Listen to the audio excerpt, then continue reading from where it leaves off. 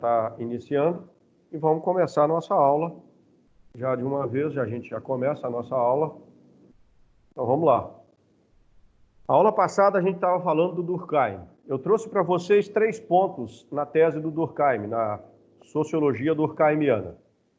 O primeiro ponto que nós trouxemos a semana passada foi o contexto histórico do Durkheim.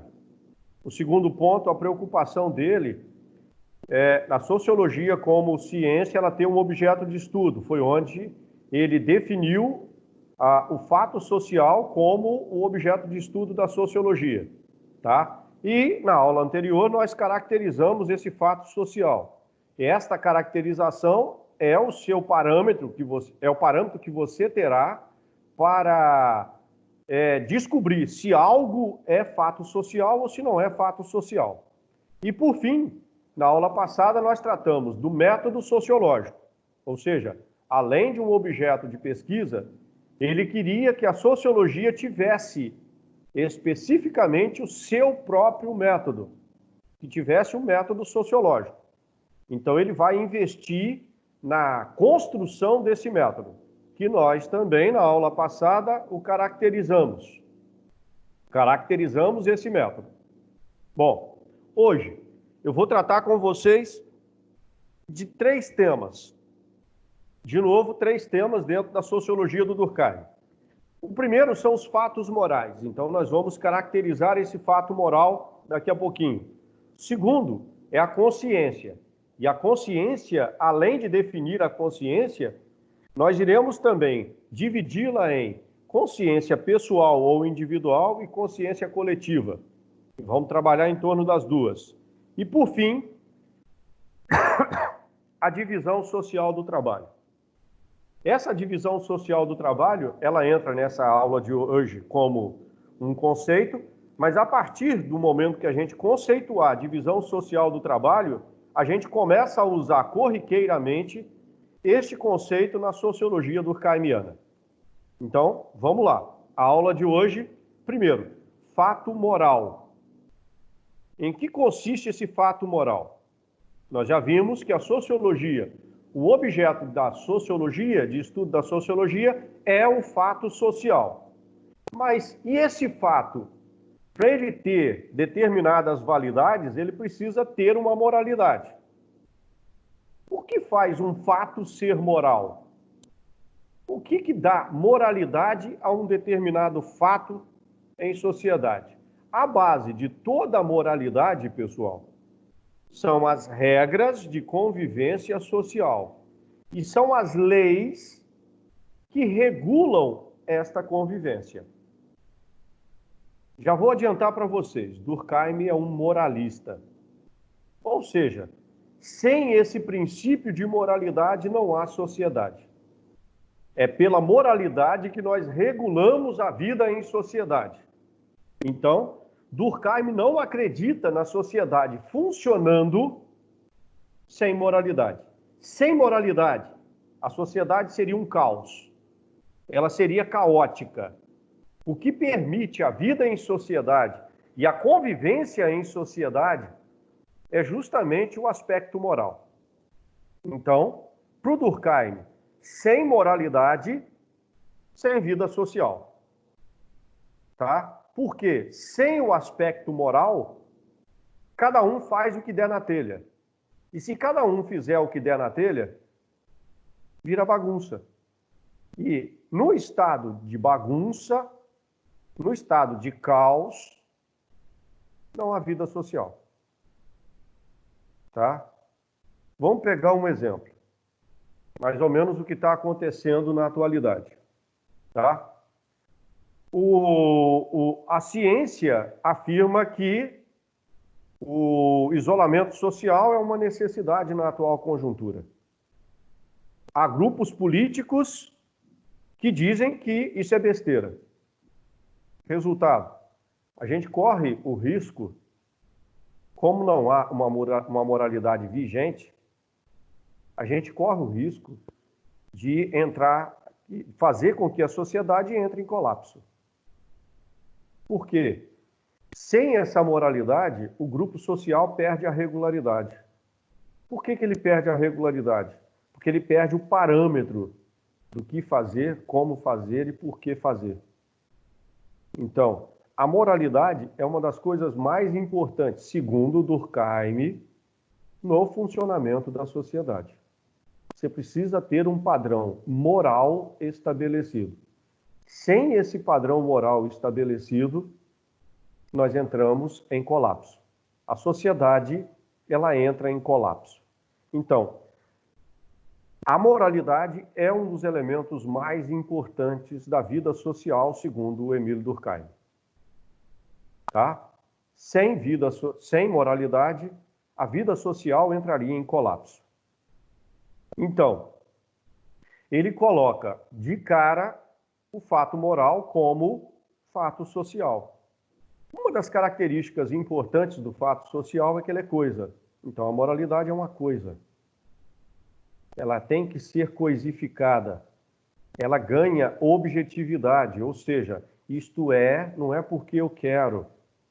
Isto é, não é porque é a minha vontade.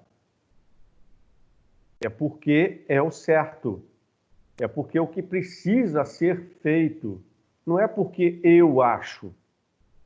Então ela é coisa.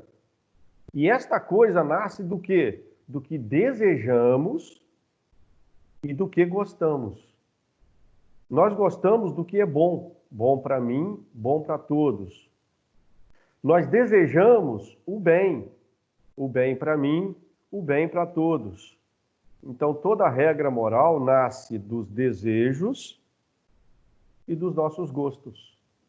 É claro que, para ser moral, nós temos que transformar desejos individuais em desejos coletivos e gosto individual em gosto coletivo.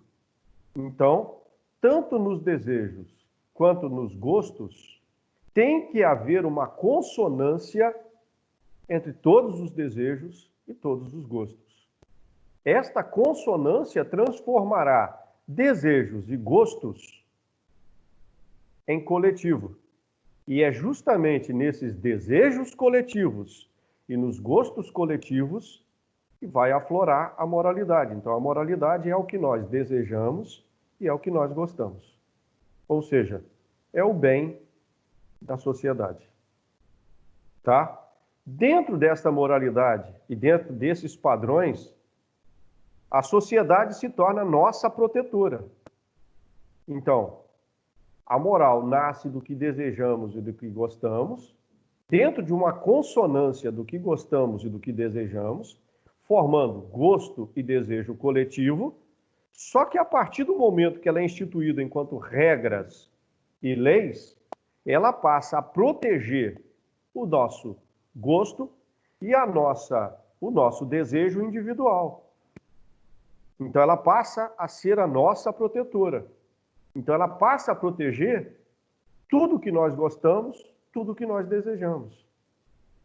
Sendo que, coletivamente, desejamos coletivamente e gostamos coletivamente. Há uma consonância de desejos e gostos. Tá? Então, a moral, ela nasce como coisa, uma vez que ela passa a prezar por tudo aquilo que nós gostamos e tudo aquilo que desejamos, ela ganha livre-arbítrio. Então, ela passa a ser ministrada por um princípio de livre-arbítrio, ou seja, ela ganha alteridade. Tá? Mas, ao mesmo tempo que ela ganha alteridade, toda liberdade traz em si o princípio de responsabilidade. Então, a moral, ela é livre, mas ao mesmo tempo que ela traz a liberdade, ela impõe sobre cada um de nós o dever. Por quê? A responsabilidade das nossas escolhas. Então, existe um princípio moral, tá? Em casos, por exemplo, de pandemia, quem dá a palavra final? Quem tem autoridade para dar a palavra final? O político ou o cientista? Não, é o cientista que tem a palavra final. Então, muito bem. Eu vou ouvir o cientista. Não, mas eu não estou a fim de ouvir o cientista. Eu estou a fim de ouvir o político. Ótimo. Lembra que você terá que assumir a responsabilidade do seu livre-arbítrio. Você terá que arcar com as consequências do seu livre-arbítrio. Um questionamento que foi lançado hoje na internet. Ontem a coisa começou a ficar feia em Fabriciano. Só que nós temos que lembrar que Fabriciano fez uma escolha algumas semanas atrás aí de abrir e acabar com, teoricamente, acabar com o processo de isolamento social. Liberou. Até que teve alguns eventos, fotos de Fabriciano circulou na rede, o pessoal circulando normalmente, sem nenhum cuidado, essas coisas todas. Só que hoje foi lançado um questionamento. Fabriciano vai pagar o preço? Ou ele vai empurrar essa dívida de ter feito a escolha de liberar o isolamento social para outros municípios da região? Por que esse questionamento? Porque Fabriciano não tem um hospital de peso capaz de receber essas pessoas. Isso significa que essas pessoas, fruto daquela escolha que foi feita lá atrás, será trazida para cá, para Ipatinga, para Timóteo, para Belo Horizonte. Serão removidas para esses lugares. E aí? O senhor prefeito que liberou, você vai ter que assumir a responsabilidade disso. Tá? Existia um parâmetro científico que dizia, olha, respeite o isolamento social. Você fez uma escolha política. E a escolha política, ontem, começou a mostrar resultado. De cara, 2 casos confirmados de Covid-19 em Fabriciano, pelo que eu li aqui. Tá? Só para vocês perceberem. Ou seja, a moralidade, ela estabelece padrões para todo mundo seguir, mas eu tenho livre-arbítrio. E nesse livre-arbítrio eu posso escolher não seguir. Lembra que a minha escolha traz consequências. E será cobrado de mim a responsabilidade sobre aquelas consequências. Então, as noções morais partem daquilo que é desejável, mas no momento em que se estabelecem como leis e regras, elas passam a se impor a todos nós pelo benefício da própria coletividade. Essa é a ideia do Durkheim enquanto moralidade. Então vamos lá. Durkheim prevê uma sociedade moralista. Uma sociedade que, uma vez estabelecido parâmetros morais, tem que seguir aquelas regras morais. Por quê? Ninguém cria regra para não cumprir. Segundo Durkheim, quem cria alguma regra para não cumprir é idiota. Por quê? Eu crio uma lei e eu não vou cumprir a lei, isso é idiotice. Para que eu criei?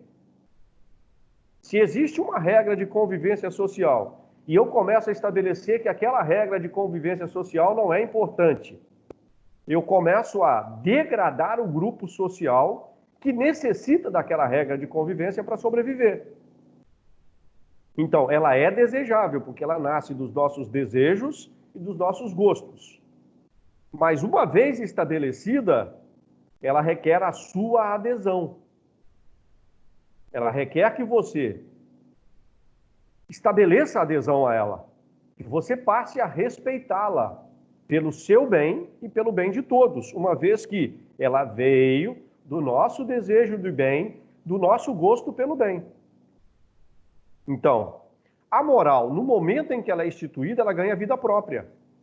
Isso significa que não é a vontade de um indivíduo que irá determinar os rumos dela. Ela tem vida própria. Ela passa a sobreviver por conta própria. Então, todo fato moral é um fato social. Tá? E a moralidade, ela é regida não pelo princípio da individualidade, e sempre pelo princípio da coletividade. Então, a moral está acima do indivíduo. Todo parâmetro moral se coloca acima do indivíduo. Tá? Com isso, Durkheim prevê que para o bom funcionamento da sociedade nós precisamos de uma boa moralidade sendo aplicada e sendo respeitada. Durkheim é um moralista. Vamos dar mais um passo. Para esta moralidade, eu vou precisar de uma consciência. Então, só há moralidade onde há consciência. Nós vamos voltar a falar do tema consciência em outros pensadores, como, por exemplo, no Karl Marx, nós vamos falar de consciência, tá? O Durkheim vai estabelecer que existem dois tipos de consciência: a consciência coletiva e a consciência individual. Marx vai dizer que só existe, uma consciência histórica. Então, Marx terá uma outra visão de consciência. Mas não é o caso agora. Vamos voltar para o Durkheim, que é o que nos interessa nesse momento. Durkheim, então, diz que existem dois tipos de consciência. O que é a consciência? A consciência é sempre conhecimento de si. É sempre conhecimento. Consciência parte do conhecimento. Consciência. Com conhecimento. Consciência é sempre o conhecimento de. Então vamos lá. Primeira consciência que nós temos chama-se consciência coletiva. É o conhecimento que eu tenho sobre mim mesmo. Quem sou eu? Certo? O que eu determino de mim na minha pessoalidade, na minha individualidade. Então, quem sou eu? Eu sou uma individualidade. Eu sou eu e as minhas condições mentais. Psicologicamente falando, uma consciência individual é uma condição mental. Condição mental sempre reporta ao indivíduo.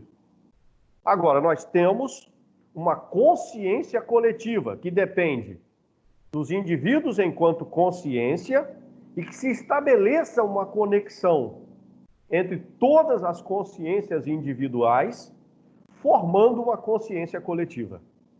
A consciência coletiva é justamente a confluência de todas as consciências em vista de um objetivo único, de um fim único, formando uma coletividade consciente.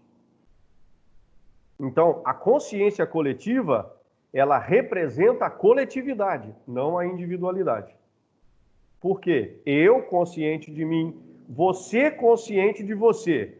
Para formar a consciência coletiva, nós temos que aproximar estas consciências, formando uma conexão em torno destas consciências, e uma vez que se estabelece a conexão entre estas consciências, nasce uma consciência coletiva.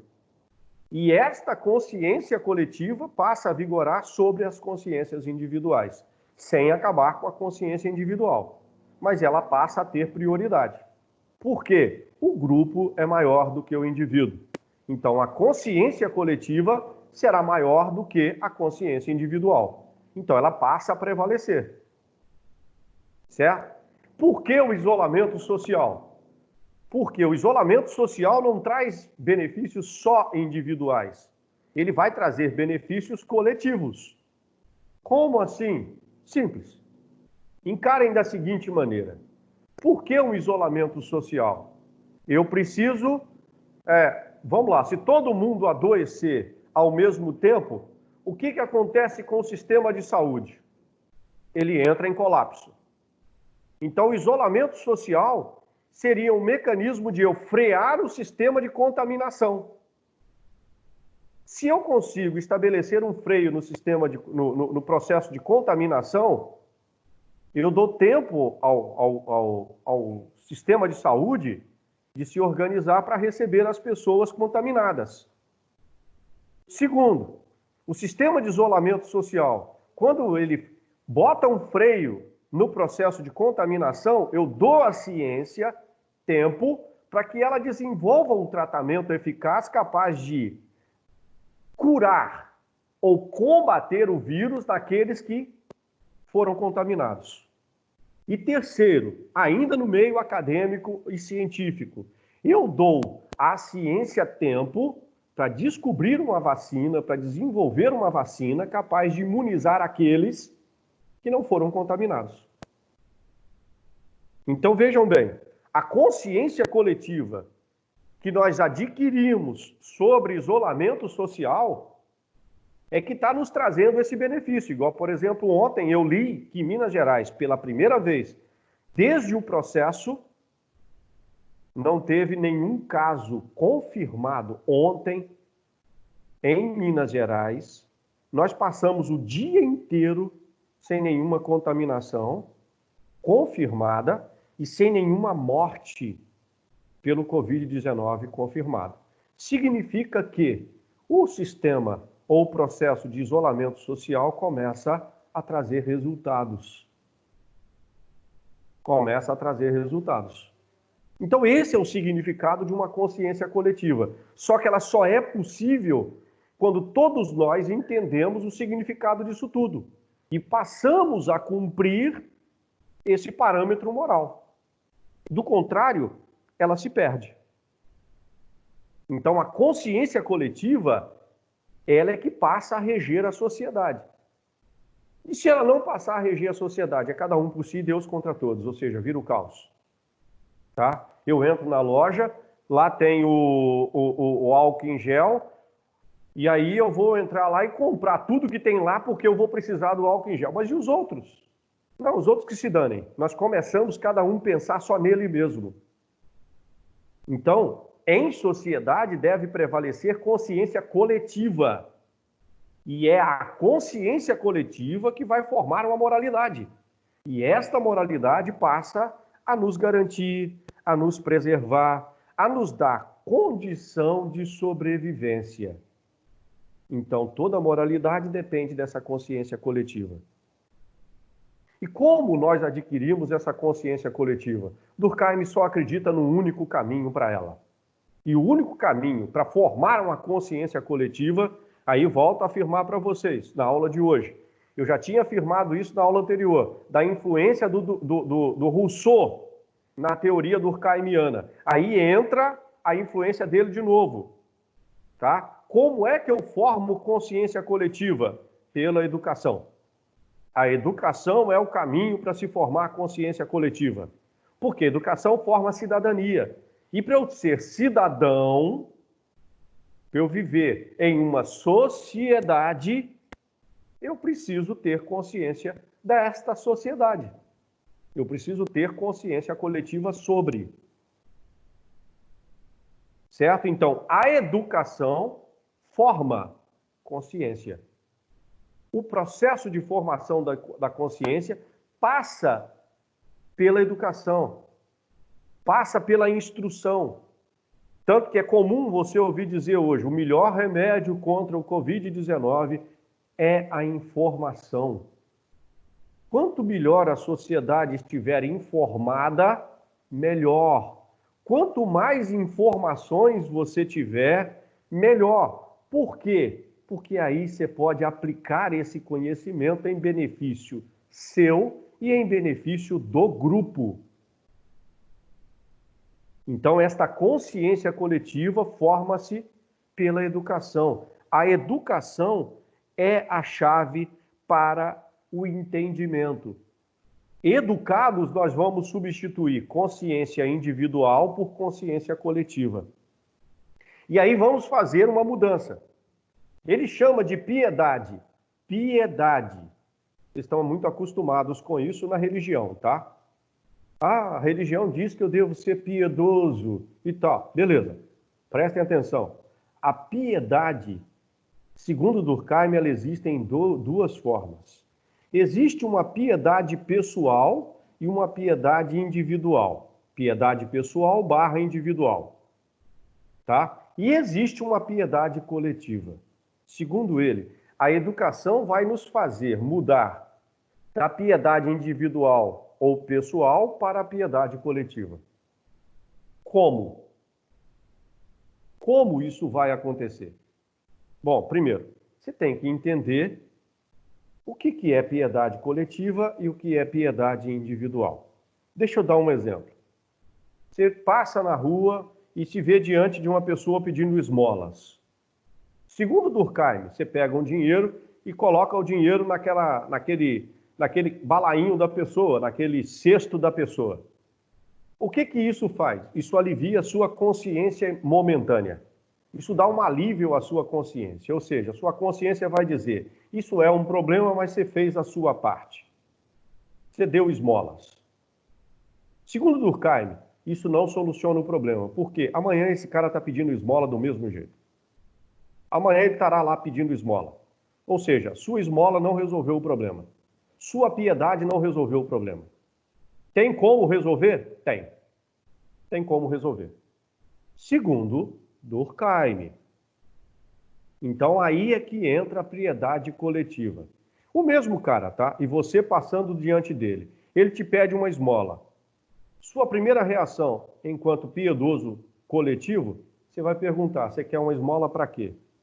Então ele vai te dizer, eu estou com fome e eu preciso comer e eu quero comprar com essa esmola, eu quero comprar um prato de comida.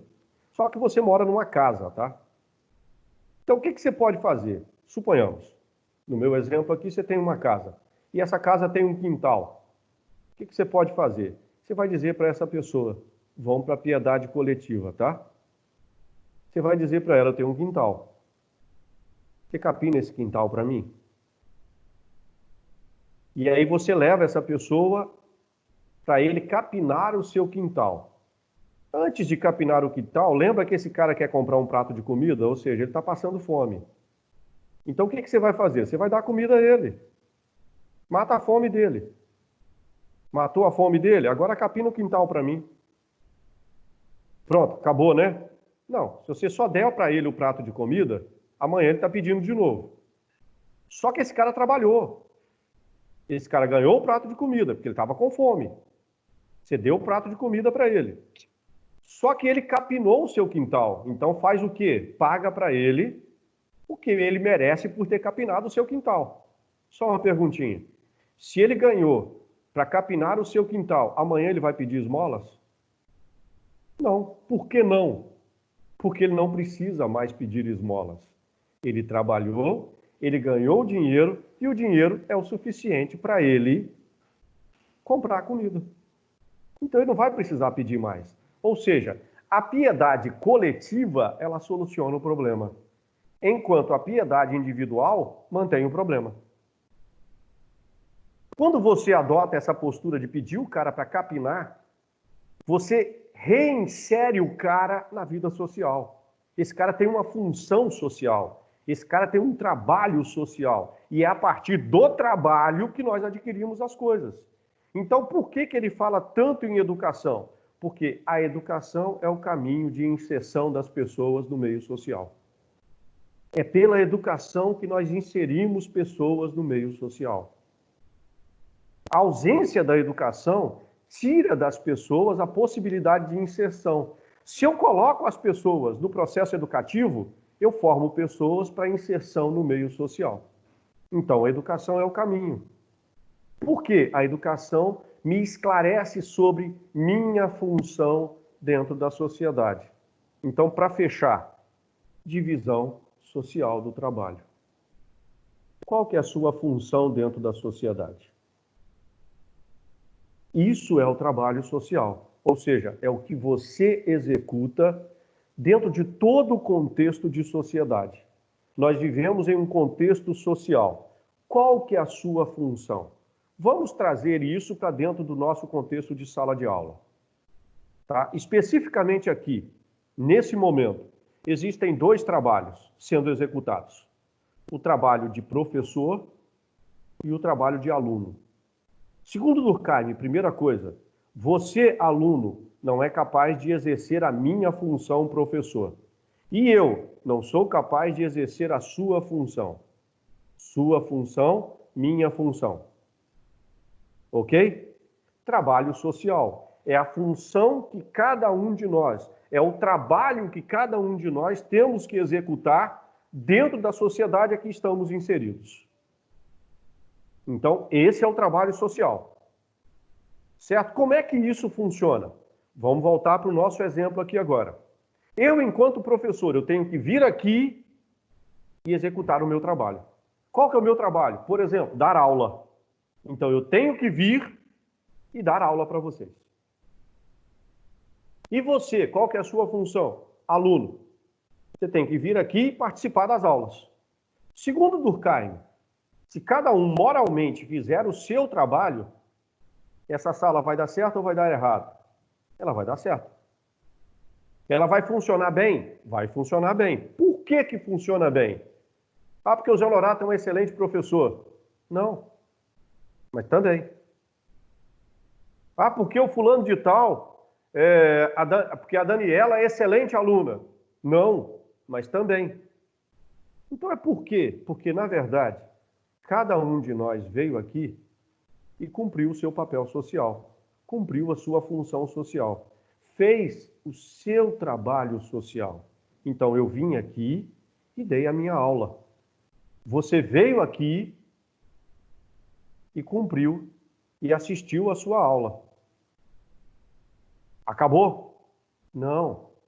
Eu venho, dou a minha aula e eu crio condições para você assistir a minha aula. Você veio aqui, assistiu a minha aula e criou condições para eu dar a minha aula. Por quê? Não adianta eu vir aqui e dar a minha aula se você não tiver condições de cumprir o seu papel. Então, o que eu devo fazer? Cumprir o meu papel e criar condições para que você cumpra o seu. E você faz o mesmo. Quando nós agimos assim, agimos coletivamente. Porque nós entendemos que não é o papel de professor que é importante, assim como não é o papel do aluno que é importante, e sim os dois trabalhando juntos. Aí está a função social, aí está o trabalho social. É aí que funciona. O trabalho social é justamente as funções que cada um de nós exercemos. É claro que na próxima aula eu vou associar esse trabalho social com o sistema de solidariedade. Então, a solidariedade é o que me faz cumprir o meu papel, criar condições para você cumprir o seu papel ou o seu trabalho e torcer para que você faça o seu trabalho. E assim é você comigo também. Então, fechando, tá?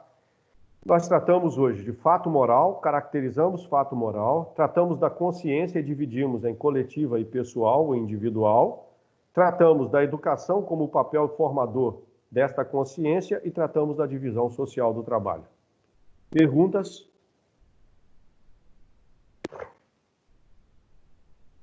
Ô, professor, Oi. eu não entendi. Se o Rousseau falava que o homem nasce puro e a sociedade o corrompe, como que o Durkheim vai usar isso para defender uma moralidade coletiva? Na verdade, o Rousseau não está distanciando dessa coletividade, não. Na verdade, o Rousseau, com o contrato social, vai criar a coletividade necessária para resgatar o ser humano. E aí, qual que é o caminho para criar essa coletividade no Rousseau? Educação. Qual o caminho para eu criar a consciência no Durkheim? A educação. Certo? É uma herança. É claro que o Rousseau, ele é um liberalista e até certo ponto meio que utópico. É um liberalista com tendência socialista utópico, tá? O Rousseau, o Durkheim não, o Durkheim é um positivista, a crença dele é na ciência. Agora, a educação, é claro, educação que ele está falando, educação acadêmica, tá? Você vai sentar nesse banco aí, onde você está agora, diante dessa tela, não vai sair como alguns saíram aqui, tá? Depois eu tenho até que checar aqui, eu vou pedir a vocês que não saiam por enquanto. Eu tenho que checar quem saiu para eu colocar a falta aqui para essas pessoas, tá? Porque saíram antes de terminar a aula, então estão faltosos, tá? É essa educação aqui, ó, é a acadêmica. Porque o Durkheim acredita na ciência, e ciência se faz com banco de escola. Ok? É o Rafael que estava falando, é isso? É, sou eu. Então o Durkheim era Entendeu? contratualista também. Não. Durkheim é positivista. Ele só vai Ah, herdar parte da teoria do Rousseau. Rousseau é contratualista. entendi. Só a parte da educação, então. Ok? Só a parte da educação. Ok. Beleza? Obrigado. Nada.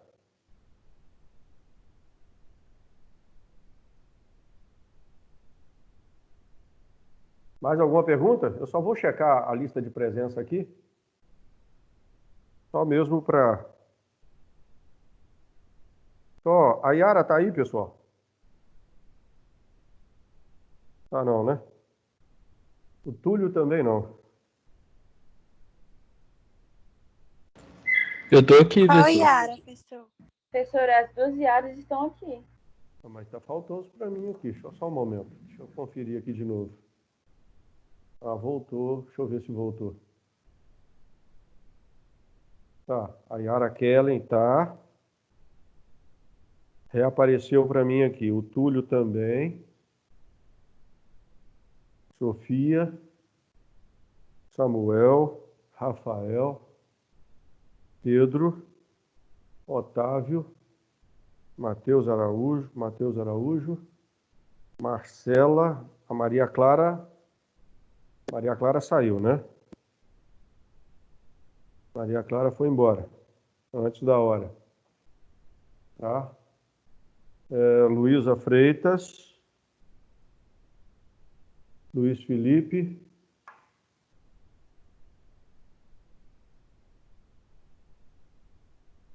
Luiz Felipe Soares. Lucas Samartim. Laila Barros. O Lucas Claudêncio saiu, né? Isso. O Lucas Claudêncio saiu. A Laila Barros. Júlia. Juan. José Martins. José Martins também saiu.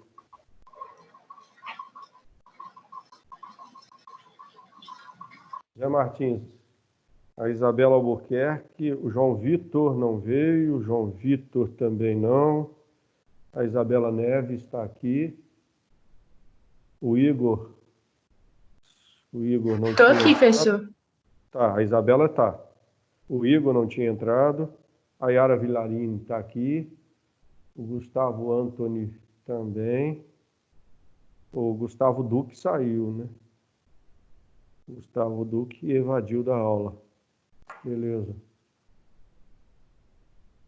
O Gustavo. Felipe Souza. A Giovana não tinha entrado. Felipe Marques. Felipe Souza está aqui. Fabrício não entrou.